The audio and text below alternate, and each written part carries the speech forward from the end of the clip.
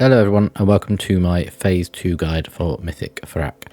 What I'll do is the same as normal. I'll go through my raid plan and then I'll go through the assignments and then I'll go through the actual footage and I'll give you any sort of look out for this, look out for that tips. So yeah, without further ado, let's get into the raid plan. Okay, so at the start of phase 2, what's going to happen is the boss is going to jump down here.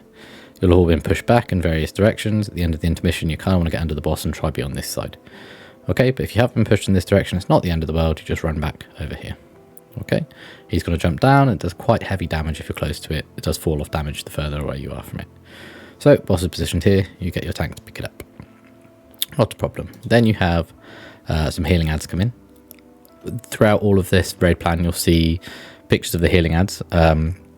Basically, I won't go in depth through them for the healers because essentially what you need is one healer to heal the big trees and then 2 healers to heal the little groups of ads. The best setup for this is a monk for the big trees and then like a discipline priest and a paladin for the little ads. Other stuff can do the little ads and other stuff can do the big trees. It's whatever you've got basically, but just so you're aware, that is the best setup for it. And then yeah, go from there. You should have the healing output to heal these ads no matter what. The main thing you want to know about here is your positioning with regards to these ads, because you can't hit them with anything. Okay, so then what happens is you're going to get your first set of blazes come in. All right, and you're going to be down here and you're going to have these ads spawn. Okay, so what you want to do is you want to have, there's 2 ways of doing it. After these blazes spawn, either the tank that took the first frontal can gateway up here if it's a death knight, because they'll have had their gateway shard on not on cooldown anymore, so they can go and then they can take the second frontal. The way that we actually did it was we let our DK take the first one and then I slowly moved it up here so people could keep hitting the boss and then tanked it up here. Okay, these blazes are very, very important. You've got all the space out here, all the space here, and all the space here. No one should be stood up here already. No one should be, apart from healers, no one should be anticipating like being where they should be already, because you do not want to hit these ads. So while you're moving up, everybody should just stay nice and clear and give your tank a space to move up. If they have to stop, not the end of the world. So yeah, first set of blazes, move them around, don't hit any ads, move nice and steadily, don't move with them, don't kill each other. Okay, so moving on from that, you'll have moved up to the top. Okay, and what will happen is you're going to have a tree and some ads spawn. What you want to do is you'll have your tanks facing out this way, as always. Okay, and you're going to have the firestorm cast at the same time as these blazes. So what I would suggest is having an aura mastery and a shout or something on this, just so you know. But yeah, these blazes are going to happen, and essentially you want to hover on this side because this is where the big tree is. This does swap. It depends where the first set of ads spawn, and you just want to survive. It doesn't matter if you're hitting the boss or not here. Your main thing is this is a lot of swirlies. This is a lot of damage going out. Just spread and survive. Do not go too down here. You'll hit the other ones and you won't know it. And if you've got like horizontal ones and you're a melee, be careful. If you've got vertical ones and you're a healer over here healing these ads, be careful.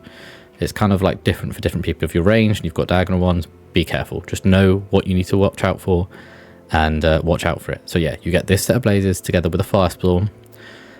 So this bit's completely understandable in because the 2 tanks have circles. You have swirlies all over this bit and you have blazes going off. So big cooldown and just survive. That's your only focus. Healers, just try your hardest to get these healed up and the ones in. And if you've got a druid in your raid, you should be pressing Mark of the Wild. Okay, every time like a set's about to go in and a set spawns, you can press it. It doesn't cost a tank anything, so I can just spam it basically. But yeah, you want Mark of the Wild on them as well. It's very good for this.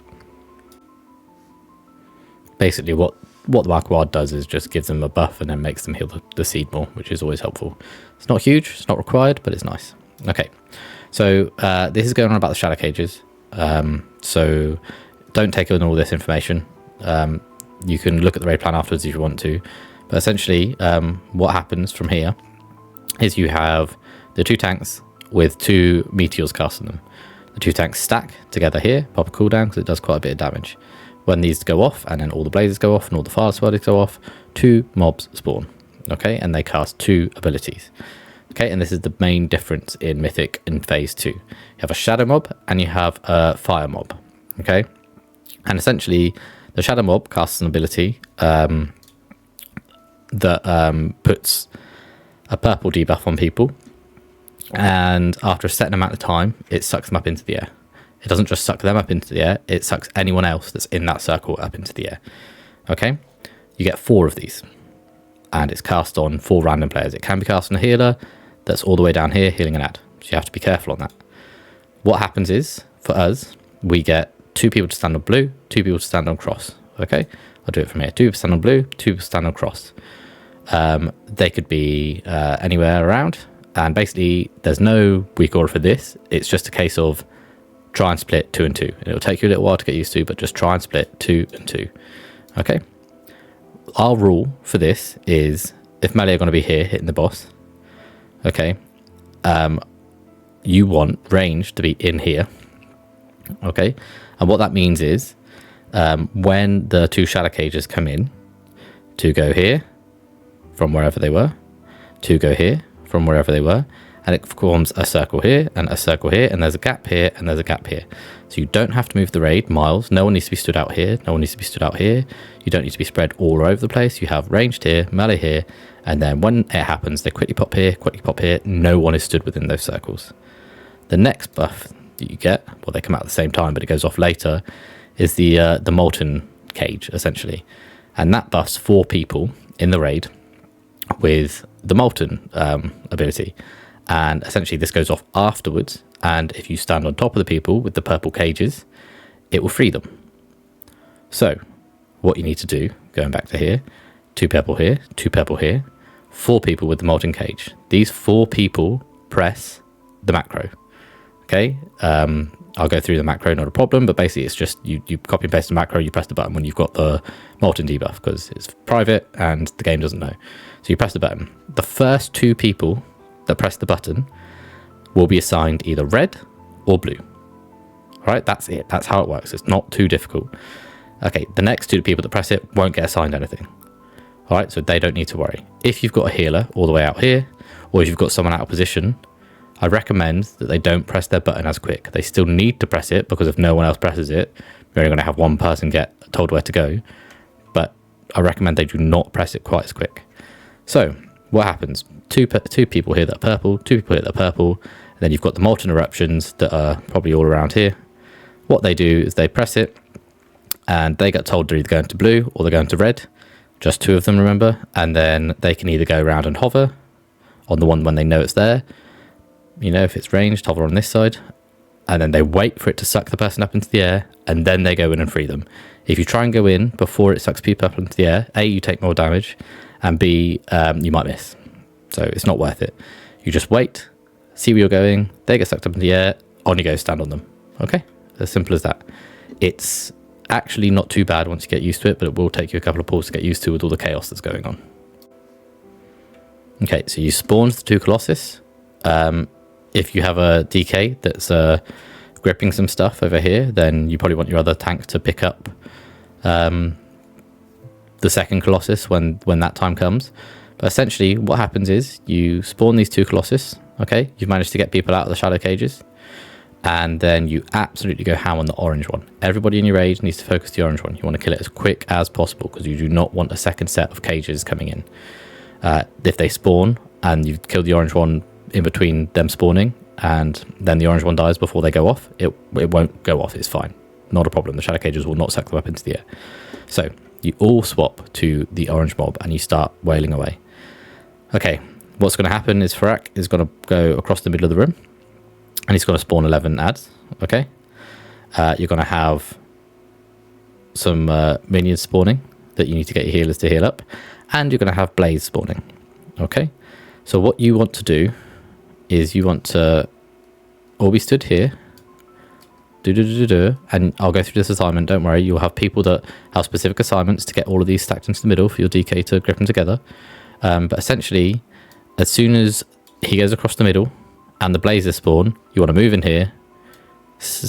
You get people to solo interrupt like these ones, because you don't want them to start casting, and they will. So just solo interrupts on these ones. And yeah, you move straight into here, and then you deal with the blazes. This is really hard part, okay, because you have to run into these ads, and you've got ads to interrupt and ads to knock in and all that kind of stuff. And then you've also got orange mob to nuke down. You nuke down the purple one afterwards, by the way. You don't just ignore it. And you've got mobs to interrupt, together with making sure your blazes, making sure no one stood here hitting this, making sure no one stood here hitting this with the blaze. Okay, so you move in here, so you can't hit these with the blazes. You don't go down here because you might hit the other ads. You move in here, you solo interrupt these, you make sure your blazes are safe and you're not hitting anything. If you double hit a blaze at this point, it's better than hitting a tree because you can recover from that. You can't recover from hitting like a whole stream of ads essentially, or you won't early on. So then you move in, all right, and you will move in here and you have your set assignments for people to knock all of these in and pull them all together. I'll go through that in the assignment section. I won't go through that now. And then you stand in here and you clump it all up and you nuke all of these ads together, and you make sure your main target is the Colossus. By the time these are all gripped, I would think that only the purple one is still up. But yeah, you nuke on that purple one, okay? So just as a helpful tip, this is kind of what it looks like, right? You'll get a DK to grip 2, a DK to grip 2 if you have 2 DKs, otherwise you'll need more knocks. You then get the knock-ins from druids. We had mage as well, evokers, and then you get the mass grip. Okay, so that's just a nice little thing to look at. All right, so they're all on top of each other. This Colossus is probably dead. You've just got the purple one left. The orange one's been nuked down. You nuke them down, and you're sort of a little bit lower as these are walking through, because you basically, this Colossus can cast and you don't want it to hit these. So if you need to move the Colossus a little bit, you do, because your healers will be annoyed if you hit this with the Colossus AoE and they have to heal it up all over again. But yeah, you kill off all of these, and you make sure that you don't let any of them cast. To be honest, they die so quickly that it should be fine with a solar beam and like a 1 interrupt. Not a problem. Don't look at this. We didn't actually use the leg sweep from the Mistweaver. It was busy doing stuff. Yeah, and then essentially what's going to happen is Ferak is going to then drop down again. So what actually happens here, this is wrong. Don't listen to this. This is wrong. What actually happens here is this death thing is going to drop down and you're going to have still adds up here. Okay, so that death thing is spawning here. You're definitely going to still have some adds up, just a couple. If you've got really good DPS, you'll beat it. And then what you actually are going to do, okay, is you're going to take Ferak over this side. Okay, what this means is you've not got him facing anywhere here to hit stuff, and you've not got any blazes interacting with any ads here or anything interacting with here. This does mean that like your healers are a little bit alienated over here, but that means that they're free to just have a blaze on their own and heal these ads on their own. Okay, so it's not a problem. So what we did is we got our DK to tank the 2 frontals over here after these ads are dead. So you've got the frost trap ad over here. If you remember, I'll go back to this one. You've got 1 frost trap.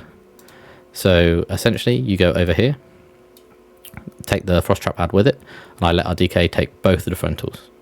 Okay, you get these blazers come in, and yes, you don't want to hit this, whether it's this one or whether it's this one, whichever it is, you don't want to hit it. So you keep your blazers sort of in the middle and you make sure that they don't hit any of these.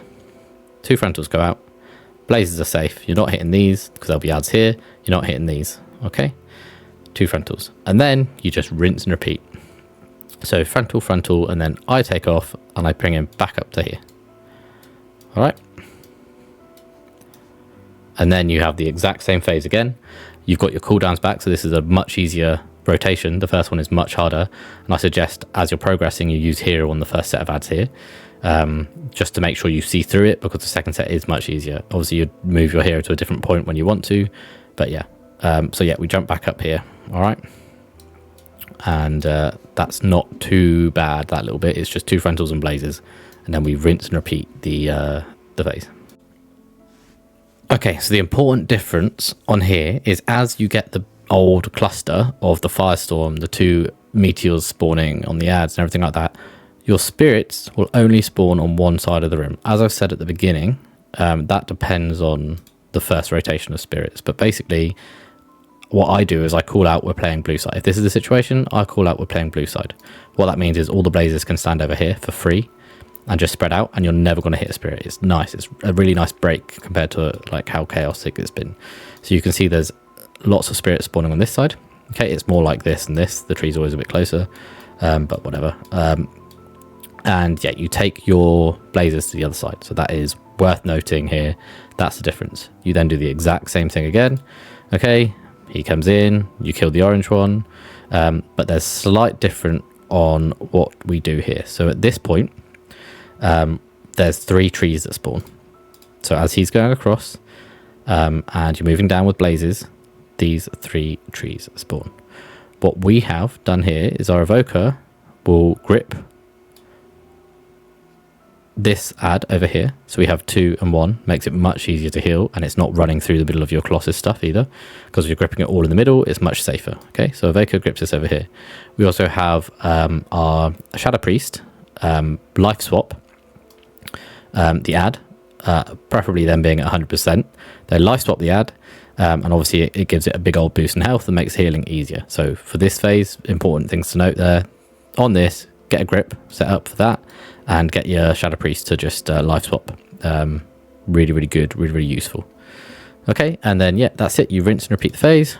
Same thing, you still have a Frost Trap. And then what we do, which was a bit lazy, after we've killed all this, you can also get another grip down here. If you're struggling or you've not quite healed all the ads to 100%, you get your priest or another evoker to just take this ad closer, so it goes into the tree quicker.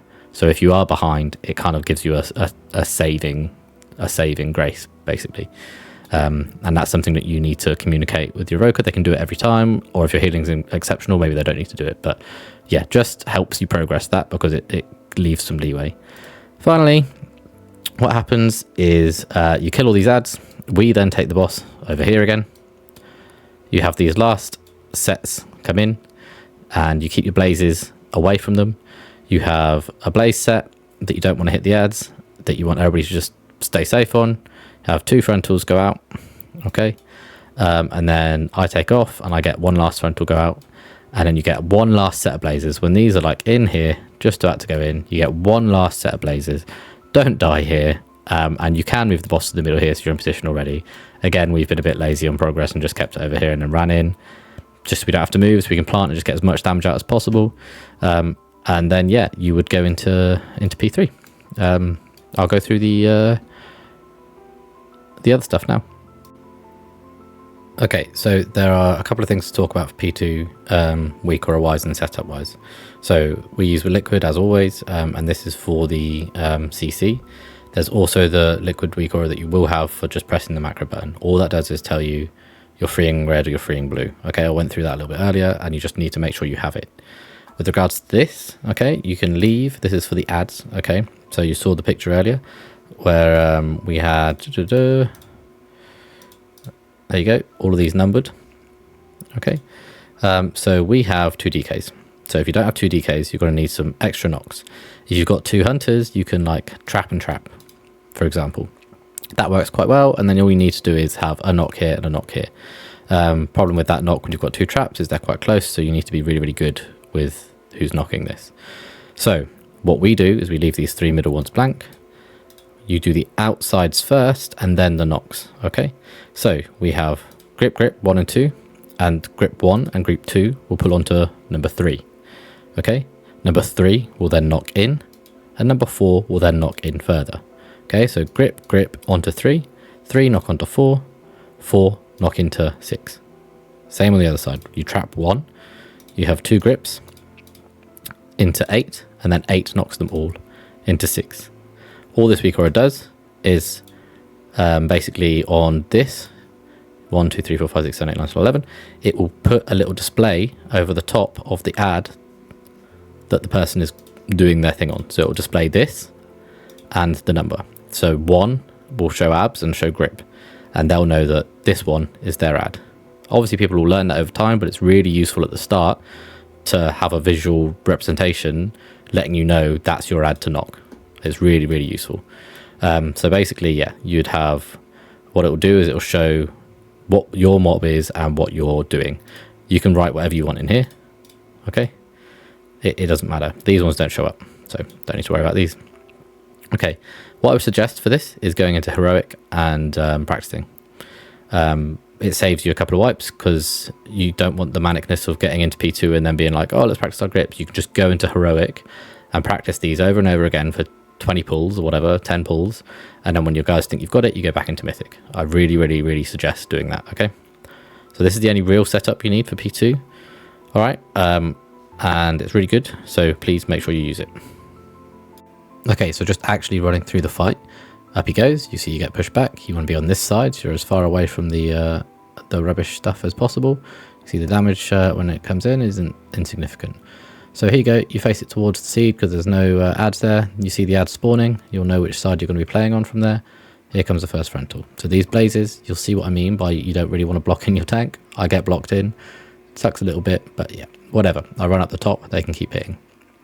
Okay, and then I get to position on my orange thing because I don't want to die.